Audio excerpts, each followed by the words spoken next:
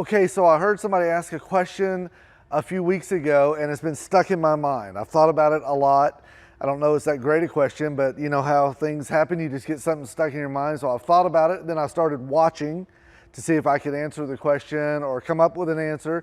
And then in the end, I started asking some other people. I'll just share with you the question. You can start thinking about it too. What is the single most attractive quality in another human being? Was a single, now you got to get past all your junior high boy answers, you know, and get to what is literally attractive. Not just beautiful, what is attractive, what attracts people to other people.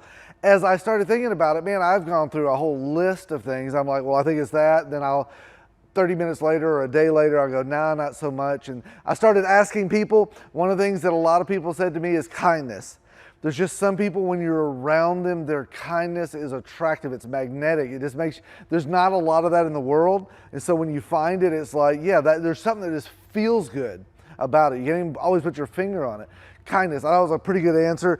Sense of humor, a bunch of people said a sense of humor. We live in a dark world, although sometimes a sense of humor can be pretty dark. I'm not pointing at any of you in particular, but you know it's true. But I'm just saying a sense of humor is a good thing. It is fun to be with people who are fun. Others said passion. I thought that was a really interesting answer. People who are just passionate about life. People who are excited and ramped up. And when you're around somebody with no passion, you know that it sucks the energy out of you. And sometimes other people's passion can help you create your own passion. So passion, great answer for the person who said that. One I thought was super interesting, innocence. I don't think I would have said this one, innocence. And then I even asked them to explain, and they said sometimes you're around people who just aren't jaded. They're not cynical. They still have this beautiful innocence that things are good, that there is better out there. I thought that was a brilliant answer. They were speaking of a specific someone. When they talked about the someone, I think they're exactly right. Great answer. Somebody else said somebody, it goes along with that, who has the ability to see good things, that doesn't get so drowned out with what's wrong. They still see the good. They see the beauty in nature. They see the beauty in a little kid's eyes, even though the little kid may stab you in the knee with a knife. They see the good in things. And I totally agree, man, there's life-giving around that. I've thought about a bunch of them. What I landed with, I don't think is a great answer as far as nobody's going to go, wow, that's the best answer ever. But I'm pretty convinced there's something for me that really plays. As a matter of fact, so much I want to talk about it a good amount during our talk today. And this is what it is. It's quiet confidence. Now, the word confidence automatically leads some people to be turned off, because what they see confidence as is loud or over the top or in your face. But I'm talking about quiet confidence. There is something about someone who carries this quiet confidence that I find remarkable.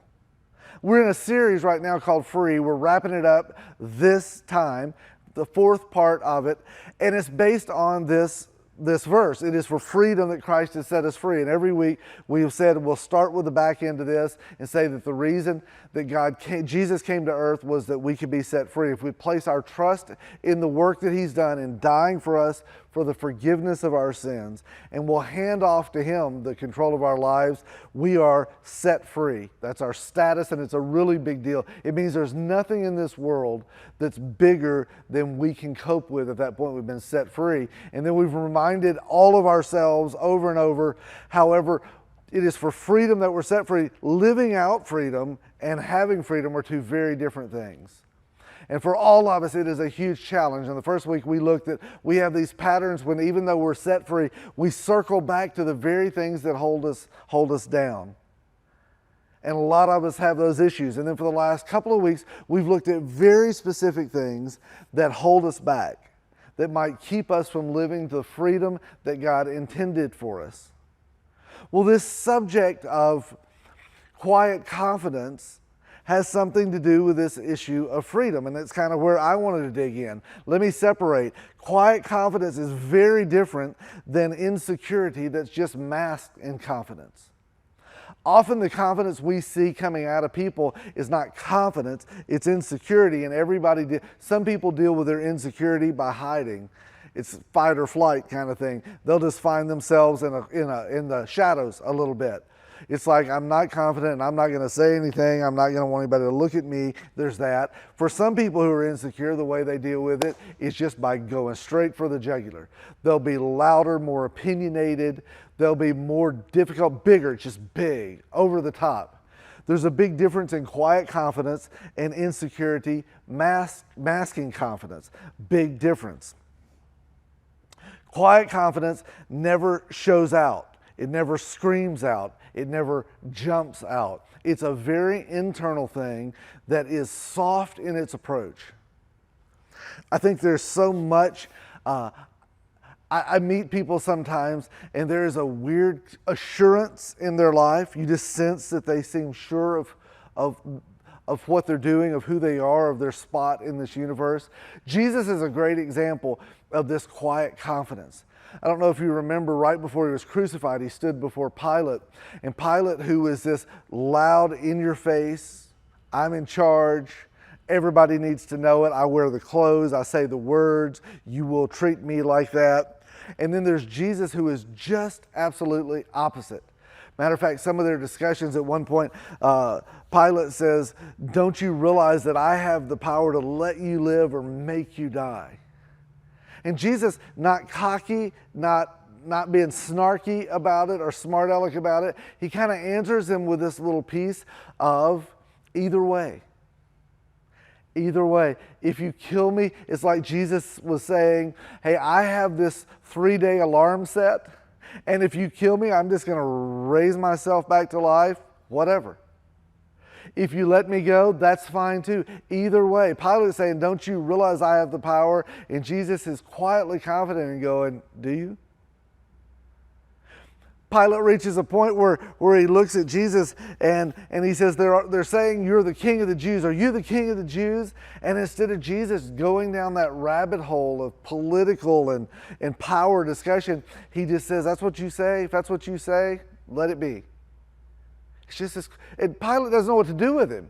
If he's cocky, he'd just have his head, lopped off. If he doesn't say, but Jesus is just this steady confidence, and it blows Pilate's mind. At one point he said, do you hear what they're saying out there? They're saying, crucify them, crucify them. And Jesus' response is very much, it doesn't matter what they're saying. That doesn't change the reality. His quiet confidence was amazing. Maybe we could look at it this way. Quiet confidence is being okay enough to live unaffected by what's going on around you. That's why it is such an attractive thing. Maybe the reason I say it's so attractive is because it's what I want and don't have. It's the ability of being so assured of who you are that what goes on around you doesn't knock you down. It doesn't blow you away. It is the confidence to be able to get up and live your life unaffected mostly by what's going on around you.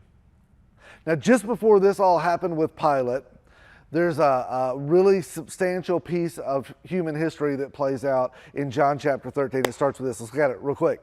Before the Passover celebration, Jesus knew that his hour had come to leave this world and return to his Father. Next sentence, huge sentence in the course of human history. Here's what it says. He had loved his disciples during his ministry on earth. And now he loved them even to the very end. Let me just say, that's a kind of a warm fuzzy, oh, he loved them. It's not that. Let me just say, in ancient writings, this kind of syrupy language was seldom used. This kind of affection, this kind of love, it is so important that God saw fit for us to have this right here in the middle of Jesus. Look what he's in the middle of. He's in this reality that his hour to leave the world, his crucifixion is coming. It's right around the corner. And in the middle of that, this is where his focus was. He loved his disciples in his ministry, and he loved them to the very end. That is remarkable. A lot of us are great at loving people when life is spiraling upward, but when it spirals downward, we have a tendency to pull away from everyone else, to push everyone aside. In this moment, he is just the opposite. What a shock that Jesus was just the opposite of what comes natural for me, but that's what it was. Let's keep going. It was time for supper, and the devil had already, weird little verse, the devil had already prompted Judas, son of Simon Iscariot, to betray Jesus. Just that little added detail. This verse is so bizarre because it gives us all that's going on in Jesus' mind. It gives us where his heart was, and it gives us this little piece of the very one who would most betray Jesus, all in one piece. It's just nuts.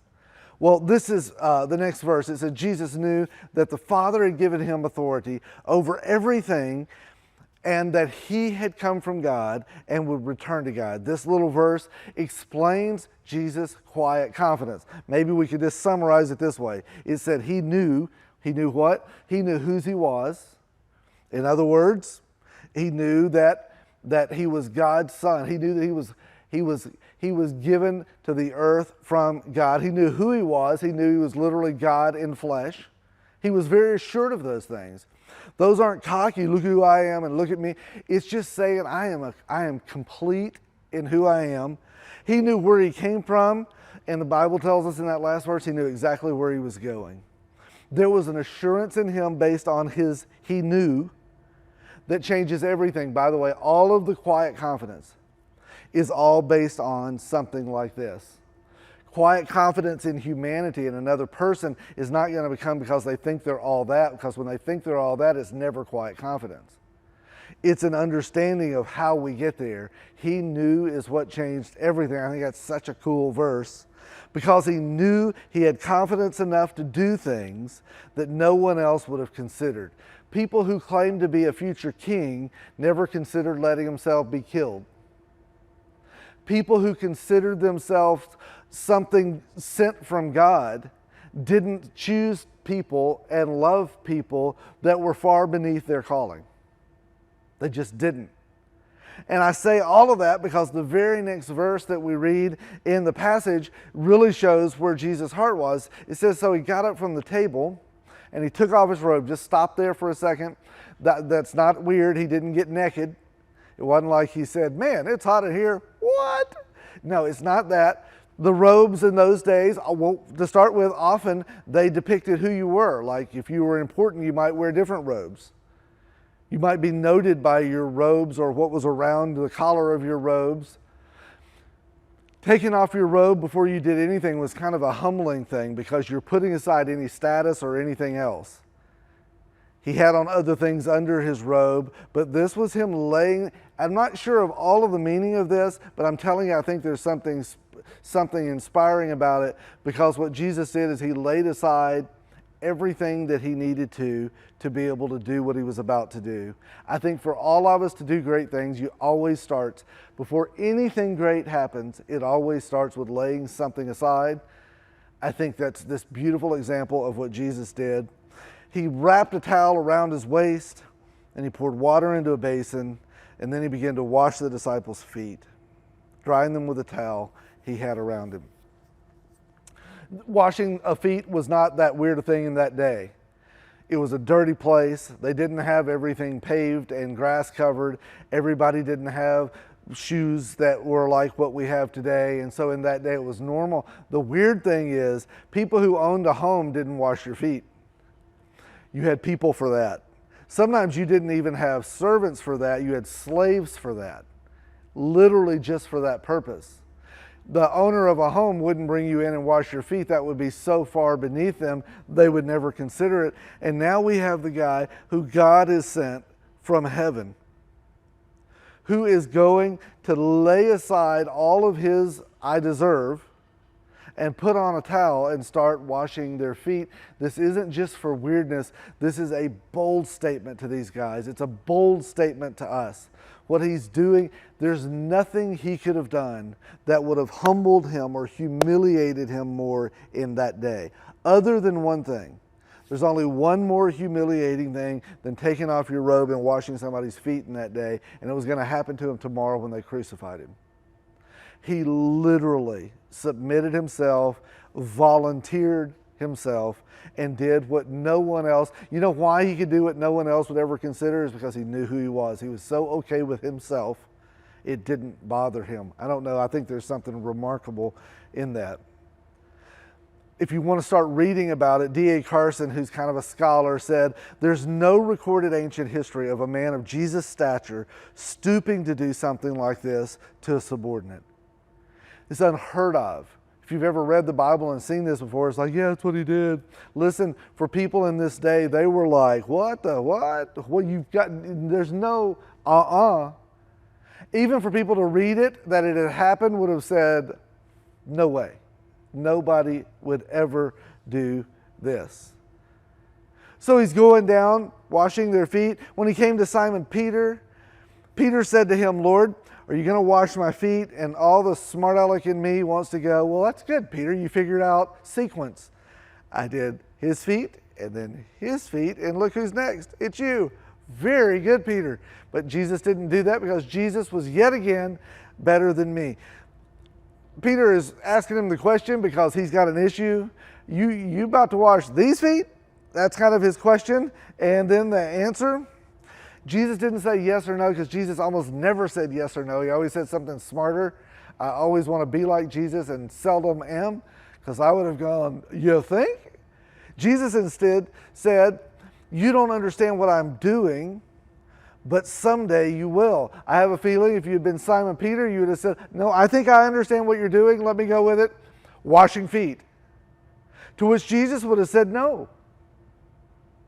That may look like what I'm doing, but that is such a small part of what I'm doing. I love this statement, you don't understand. He's not talking down to him. I actually think he's talking him up. He's saying, even though it may not be obvious to you now, I am so confident in you, someday you will understand. One other time when he was with Peter, he said, Peter, you've always been seen as like this little rock, like Arkansas. You're like this little pebble, but I'm going to make you into something great, and I'm going to build my church not on you, but on the principles that you follow. And he always had this massive confidence in Peter, and Peter seldom got anything on the first run, second run, or the third run. But there's great news. When we wrap things up in just a couple minutes, it's where I'm going to land if I don't forget. So I'm going to try to mention this, but his point to him is that you don't understand. This is not what you think it is, but someday you're going to understand it. No, Peter protested.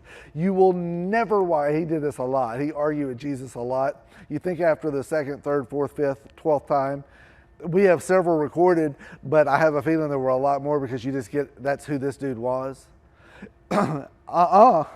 You're not going to touch these nappy old feet. No way, no how, not now, not ever. Jesus' response, aggressive, unless I wash you, you won't belong to me. What the heck does that even mean? Unless Jesus has washed our feet, we don't belong to God? Is that what he's saying? If there's not a foot washing thing happening, and it's not what he meant, it's not close to what he meant, but I do think Peter didn't fully understand, but he sort of understood at this point. Unless I wash you, you won't belong to me. Peter's deal was, listen, I'm not going to let you do that to me. That is humiliating for you. His message, Jesus' message, when he said, unless I wash you, might have been something like this. Peter exclaimed, then wash my hands and my head as well, Lord, not just my feet. He goes, well, if that's the case, wash behind my right ear. How about my left knee?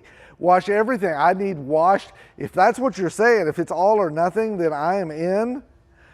What Jesus was trying to get to is you have to accept what you don't deserve, or else you're left on your own. When he said, if you don't let me wash you, then you won't be mine. What he's saying is, if you can't get past this issue of what you don't deserve, Peter's point was, I don't deserve you to wash my feet. Jesus' point was, I know. Dang right you don't. But if you can't accept what you don't deserve, you can't be my disciple. You can't be my follower. You can't be my child. You can't receive forgiveness. You can't be free. What a bold, nutty, bold thing for Jesus to say and for Peter to begin to grasp. It's one of the reasons that a lot of people have a hard time following Jesus, because to do it, there is a humility that says, I can't, I'll never be good enough, I'll never be strong enough. And for a lot of us, that is the hardest ask To say try harder, I'll try harder. Heck yeah.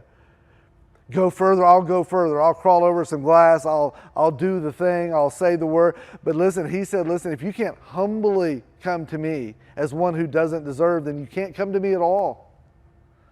That the way to me is through humility, not through pride. And you're going to have to take off your robe and lay it down and say, to you I come. I deserve nothing good. And if you will take me, if you will forgive me, if you will offer me life, I just accept it. By the way, if you're watching this today, and I'm not asking if you've been to church, and I'm not asking if you believe in God, and is there a point in your life when you look back and you've humbly come to Him and said, listen, I've tried and I recognize that I will never be enough. I'll never be good enough. I'll never be able to pull this life off the way I should. And I submit to you.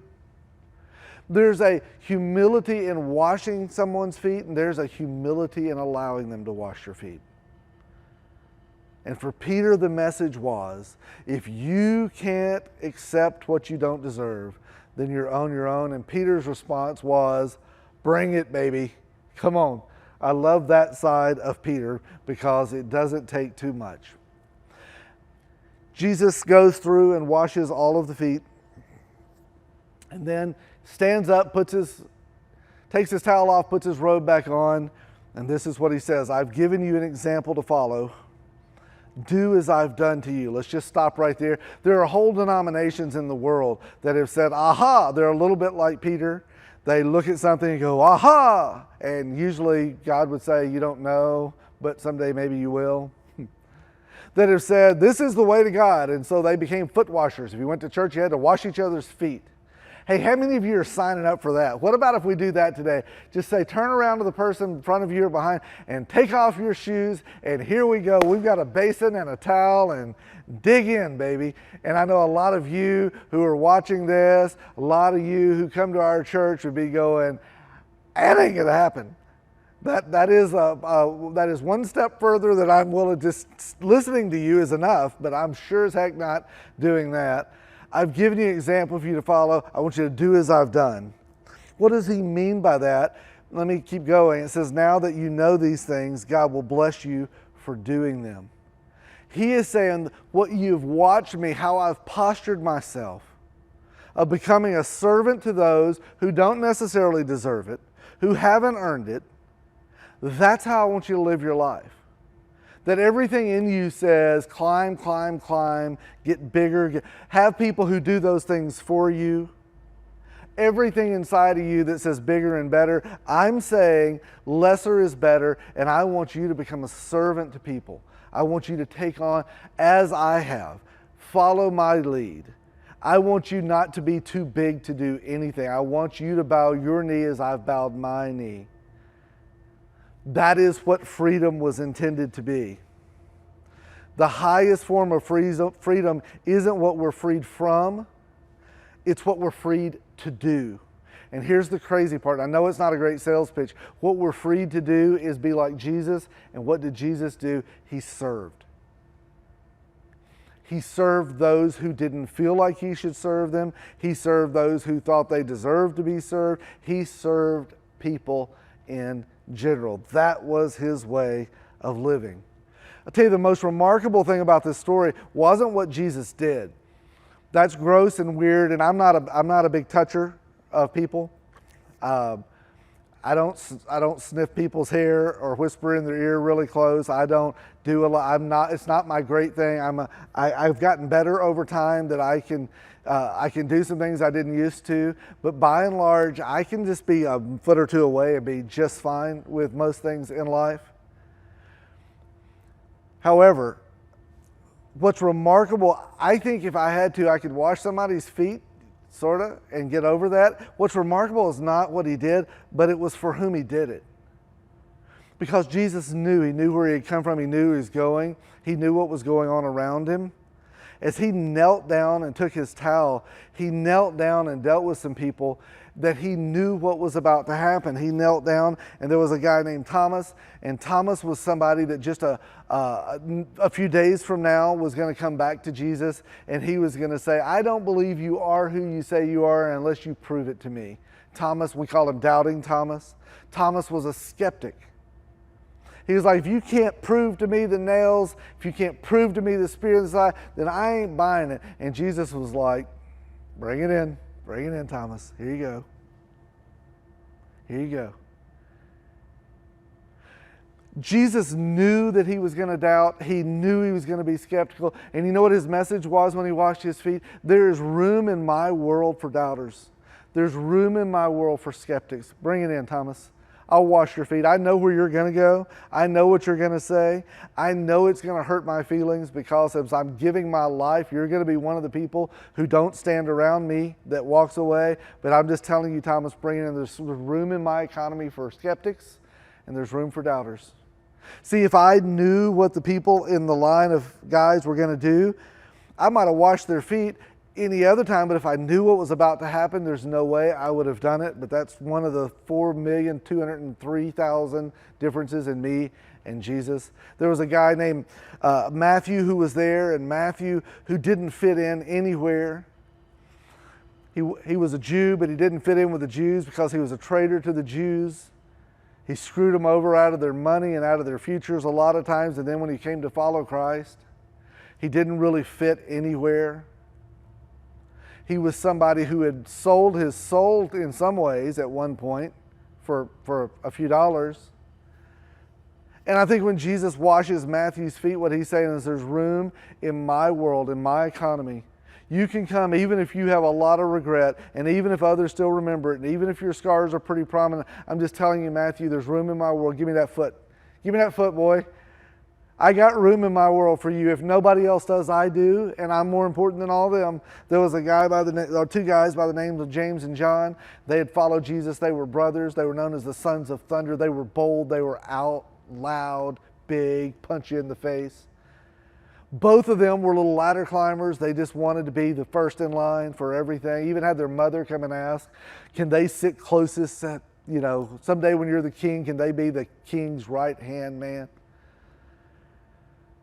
And I think when Jesus washed their feet, he was just saying, hey, listen, in my economy, even if you're a self-promoter, you're still welcome with me.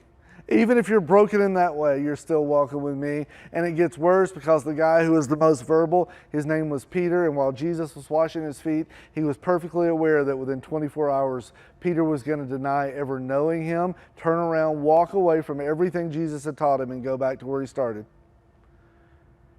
See, I'm sensitive around those things. Loyalty means more to me than probably anything else in life. And knowing that guy that's looking me in the eye and spouting off all his stuff, that he was going to be completely disloyal to me, I would have been, give me a foot, I'll show you what I'll do.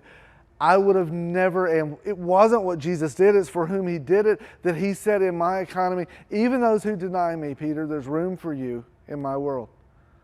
I won't run away from you. He loved them through his ministry, and he loved them to the end. That's a remarkable statement. But all of that, take all of that, combined time 100, and it's not equal to the last one, that there's a guy who had already gone to somebody and for a few pieces of silver had sold Jesus' life away.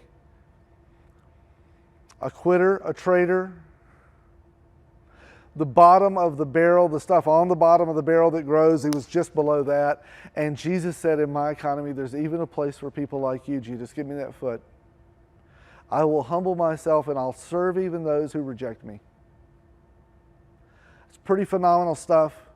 Not what he did, but for whom he did it. And he was fully aware of what was to come. He said, you may be my enemy, but I'll treat you as my friend. Offering dignity to someone who obviously doesn't deserve it. By the way, in the Bible, that's called grace. And when Jesus said, as I have done for you, I want you to do for others, what he's saying is, I have been indiscriminate in throwing out my grace. And I want you to live that way. You are called not to be a Jesus. You're called to be a you in your world. And as you do, here's the mark of your freedom. The result of your freedom is you will spend the grace I have given you to others, and you won't look for the ones who you go, I think they might deserve some grace. So here, you'll do it with everyone you find, especially with those who don't deserve it, because no one does. Offering dignity to another human being who doesn't deserve it is grace, and that is really our biggest job. For some of us, that means the person with whom we share our life, our spouse. What that would look like, freedom is to request the towel and take the nature of a servant, just like Jesus did. What that would look like for me, it means instead of me trying to fix my wife, fix my kids, fix my friends, instead of me judging them, assessing them, changing them, that what I'll do is I'll spend my life serving them. Yeah, but you don't know. I don't know who you're married to, but you ain't married to Judas. I guarantee you that. Yes, I am. No, you're not. Well, that's not fair. I know that is the very reality. That freedom sets us free from having to be fair, and it sets us up to say this: I will bend my knee and I will serve. I will serve my kids who don't appreciate it. I will serve them. I will love them in the middle, and I'll love them to the end. The people with whom I work that take advantage of, who constantly push down, who constantly fight for their own glory over mine, who don't share the benefits as much as they should, that says, listen, I'm going to choose, not because I have to, but because it's been done for me, and because I'm a follower of Christ, and because He has set me free, and then when He set me free, He wanted me to live in freedom. And it means I can serve without being so lost in how it's going to benefit myself. It's how that plays out. And you and I both know you won't finish this day, and certainly not this week, without opportunities to serve people, and everything inside of us will say, I would, but not them. It's just the way it plays out. Here's the bottom line. Freedom is getting over me. Let me just stop right there. Freedom is getting over me. The number one obstacle to me living in freedom is not the enemy. It's not our screwed up culture. It's not the person who God has given me to share life with, or the people. The number one enemy of me getting past living in freedom is getting over me enough to quit caring what someone else deserves. Just like Jesus did for me. I said before in the middle that I was going to mention something. I'll mention this and we'll close. Jesus looked at Peter, and Peter said, you will not wash my feet. And He said, you don't know what I'm doing, but you will someday. Well, the day wasn't the next day, because that was the day Peter denied Jesus and ran away. 3 days later, Peter came back and found Jesus and had his first encounter with Him soon thereafter. And Peter still didn't do everything right, I have no doubt, but it wasn't too long after that before Peter stood up in front of a whole group of people and professed his allegiance to Jesus. But that's not the whole story. He gave his whole life to following the one who served Him and loved Him to the very end. And when it came time for His death, legend has it that when Nero was so angry with Peter and the other Christians that he had them crucified, that Peter said, I don't mind you crucifying me, but I can't allow you to crucify me the same way my Savior was crucified, so would you turn me upside down and crucify me that way? He got it. Something about the kneeling and the towel and the washing the feet, something about the going through denial and all of those things, some light went on, and it was for freedom, finally, that Peter had been set free. And all of a sudden he went from set free to living free, even to dying free, and the result is that over 2,000 years later, He still inspires us that there's more for us out there, and the path to more is often through less. The path to greater is often through serving. And can I just say this?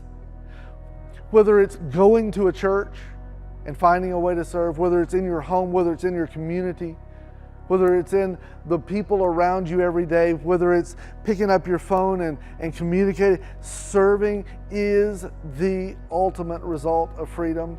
And if you are not bending a knee, submitting humbly to serve others, then you are not living free. But the pathway to peace is through freedom, and freedom has this pathway that runs right through servanthood.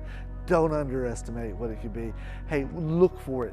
Wake up tomorrow, look for ways you can serve, and then feel this thing in your mind that goes, they don't deserve. And let me just say this, you are right, they don't deserve. That's what makes it grace. And as people who have been flooded indiscriminately with grace, the only response we can have is to offer it to somebody else. That's your challenge for this week. So God, help us with that. Help us not to be good hearers, not be good receivers, but help us be the people who, because of what you've done, we can't do anything less. Way to go. Hey, thanks that you loved us in the beginning, in the middle, and you will love us to the end. You are the one in all the universe that has no capacity to let us down. We ask in your name, amen. Thanks for watching.